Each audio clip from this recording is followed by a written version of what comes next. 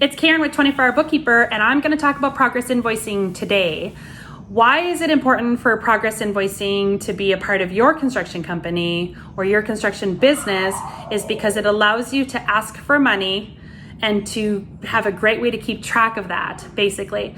So if I'm gonna go ahead and build a house for $400,000, it is unlikely that I'm going to ask the customer for that amount for the whole $400,000. I mean, that's just not what the process is, right?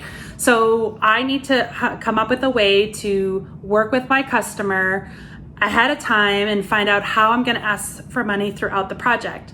If you don't use any type of progress invoicing, I guess, function or process, and you just ask for money when you feel the time is right, I'm not gonna say that's the worst way, but maybe it's not the best way. So the first thing you should do is in your contract, when you work with a client and you went ahead and did the estimate and they agreed, it would be a great idea to implement a process of how you're gonna ask them for money.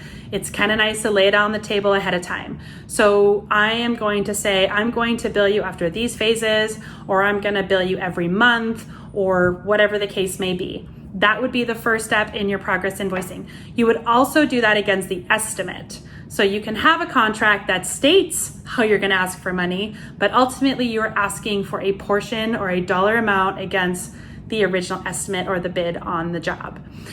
So once you've went ahead and asked for that, or have identified, I guess, how you're gonna ask for money, there's the way to actually go in and ask for money. So now you've started the project, you've got the contract agreements and all that's good. You've started the project and now it's time to ask for the first portion. There's the real life portion and then there's the software or accounting way of doing that. So in real life, I can just call, I can send an email. My project management software might be able to just send them a message that says, hey, something's been loaded in your portal. It can look like an invoice. It can be an AIA bill. It could be a simple request. It could be anything, and that's fine. And that doesn't matter for what I'm talking about today. So once you've identified that it's time to bill, you could, number one, look at how you've asked for billing. And then if you're using something like QuickBooks, you can go in and have that estimate already preloaded into your QuickBooks file and then use the progress invoicing function. We have another video on progress invoicing, so make sure to check that out. Okay, so now I've preloaded my estimate, or in general, I have a physical estimate. It's time for me to bill. I know what portion. It's either a percentage or a dollar amount.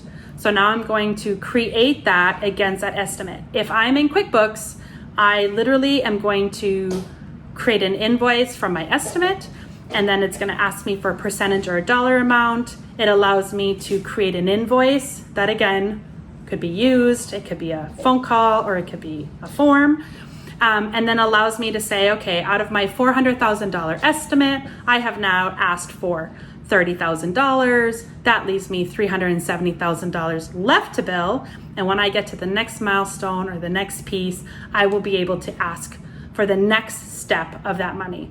If it is not predetermined and it occurs per the billing, for example, if you're on a cost plus structure, you need to gather all of your bills. Again, you have given them an estimate. They have a tentative idea of what this is gonna run, and then you can go ahead and progress invoice. So that's what progress invoicing means.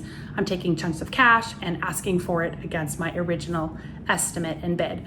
How can you incorporate progress invoicing? It's literally, in my personal opinion, working it out with the client and then making sure you have the right accounting system in place to do that. If you're using project management software, like a Buildertrend or a CoConstruct, and implementing that with QuickBooks, there's 2 or 3 different ways to do that. And then again, having the real life side of knowing kind of where you sit and how you're actually asking physically for that amount of money.